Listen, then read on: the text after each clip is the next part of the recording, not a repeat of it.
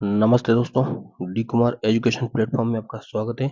मेरा एक छोटा सा प्रयास है, आपको अच्छा लगे तो अधिक से अधिक लाइक कीजिए, शेयर कीजिए और सब्सक्राइब कीजिए। दोस्तों, पीईबी द्वारा आयोजित माध्यमिक शिक्षक पात्रता परीक्षा 2018 यानी कि 3 मार्च 2019 के प्रातः पाली का प्रश्न पत्र है, जिसके 15 क्वेश्चन हमने पिछले वीडियो में देखे हैं। आज 15 प्रश्न के बाद आगे के देखते हैं दोस्तों।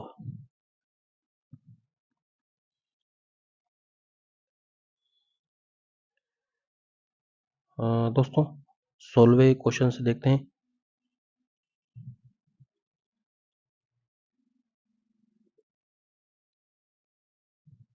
दोस्तों, सूचना के संगठित निकायों को निर्दिष्ट करने के लिए किस शब्द का उपयोग किया जाता है? दोस्तों, प्रश्न को एक बार और पढ़ते हैं, थोड़ा मिसअंडरस्टैंडिंग हो गया है। सूचना को संगठित निकायों को निर्दिष्ट करने के लिए किस शब्द का उपयोग किया जाता है जो हमारी नई सूचनाओं को संग्रह, व्याख्या और प्रक्रिया को प्रभावित करता है? दोस्तों, रूपरेखा यानी स्कीमा। तीसरा वाला पॉइंट सही जाएगा इसमें। प्रश्न एक बार पढ़ देता हूँ, प्रश्न थोड़ा डिफिकल्ट है। यानी कि सूचना को संगठित निकायों को निर्दिष्ट करने के लिए किस शब्द का उपयोग किया जाता है जो हमारी नई सूचनाओं का संग्रह, व्याख्या और प्रक्रिया को प्रभावित करता है? आगे देखते हैं दोस्तों। किस किस शब्द का उपयोग दोस्तों किस शब्द का उपयोग स्मृति से सूचना के एक विशेष आइटम को प्राप्त करने की प्रक्रिया को नियमित करने के लिए किया जाता है?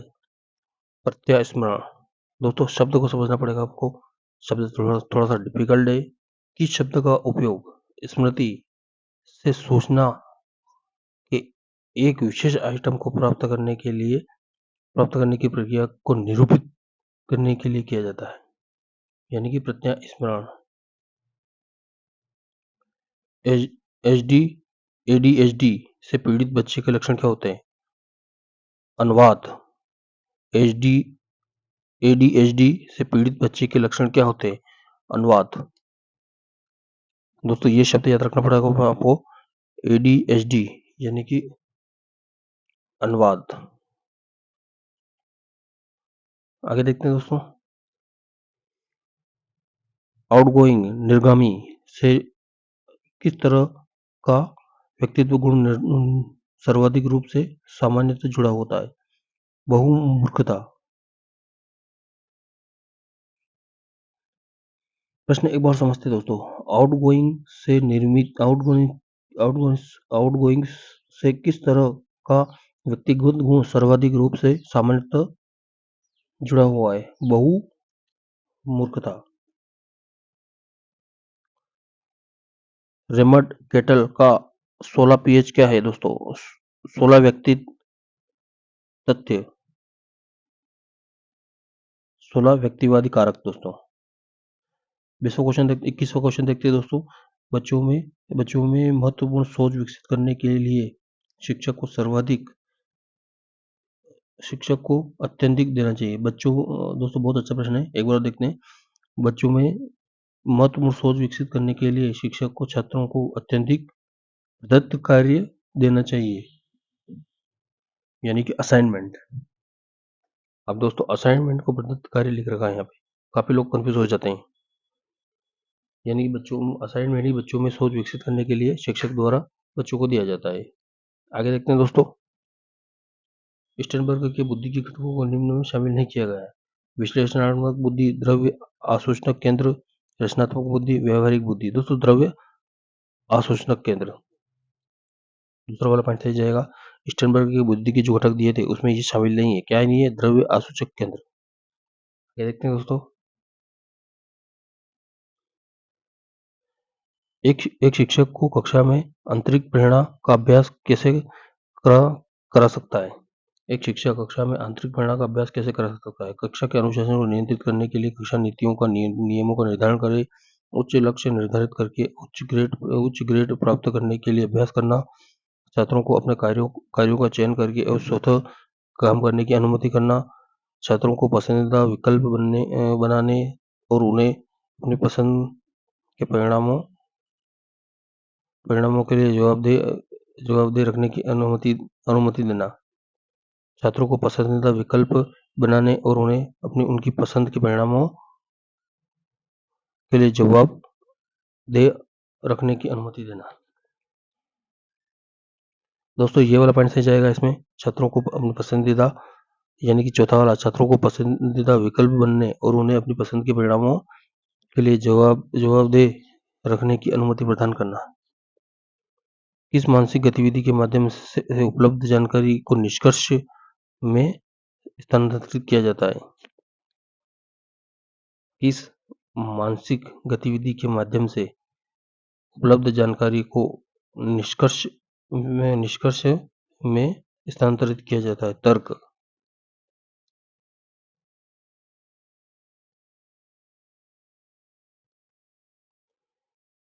स्मृति का कौन सा भाग आपके द्वारा शादी के दिन पहने गए कपड़े की स्मृति को संग्रहित करता है? दोस्तों बहुत अच्छा प्रश्न है। स्मृति का कौन सा भाग आपकी शादी के दिन पहने गए कपड़े की स्मृति को संग्रहित करता है? यानी कि आपने शादी के दिन कौन से कपड़े पहने हैं वो संग्रहित करता है। दोस्तों आत्मकथात्मक स्मृति, ये पहला वाला सही जाएगा इसमें, आत्मकथात्मक स्मृति। आगे देखते हैं दोस्तों, निम्नलिखित में से क्या सबसे अधिक अधिगम में बाधा डालता है?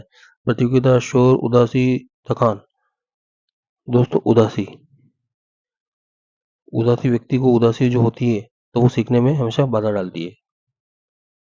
आगे देखते हैं दोस्तों, निम्नलिखित में से कौन सा एक गुण यौन विशेषताओं से जो यौवन के दौरान महिलाओं में विकसित किया जाता है? शरीर में बालों का बढ़ना, अंडाशय का विकास करना, रजोदर्शन, शरीर में बालों का बढ़ना, आवाज का गहरा होना। निम्नलिखित में से कौन सी एक गुण यौन विशेषताएं हैं जो यौवन के दौरान महिलाओं में विकसित होती है? निम्नलिखित में से कौन सी एक गुण यौन विशेषताएं जो यौवन के दौरान महिलाओं में विकसित होती हैं? शरीर के बालों का बढ़ना। निम्न में से कौन सा पालन पोषण शैली अधिक उत्साह और अधिक नियंत्रण की विशेषता है? अधिकारवादी पालन पोषण शैली। निम्न में से कौन सी पालन पोषण शैली अधिक उत्साह और अधिक नियंत्रण की विशेषता है? अधिकारवादी पालन पोषण शैली।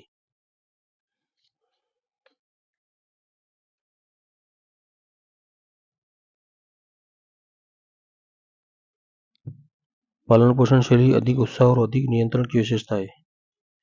29वां प्रश्न देखते हैं दोस्तों, वह प्रसिद्ध शरीर क्रिया विज्ञानी फिजियोलॉजिस्ट जिन्होंने प्रबलन की अवधारणा को प्रस्तावित की और अधिक क्षेत्र में मनोवैज्ञानिक सिद्धांतों को लागू करने के लिए पहले व्यक्ति थे? दोस्तों एडवर्ड थॉर्नडाइक। 30वां क्वेश्चन है दोस्तों, जो कि आज का आखिरी क्वेश्चन है, इसके बाद हिंदी स्टार्ट हो जाती है इसमें। निम्नलिखित में से क्या गलत धारणा नहीं है? अवैज्ञानिक मान्यताएं, संज्ञानात्मक परस्पर विरोधी विचार, पूर्वाग्रही विचार, मातृभाषा मिथ्या बुद्धि, संज्ञानात्मक परस्पर विरोधी विचार। निम्नलिखित में से क्या एक गलत धारणा नहीं है? संज्ञानात्मक परस्पर विरोधी विचार।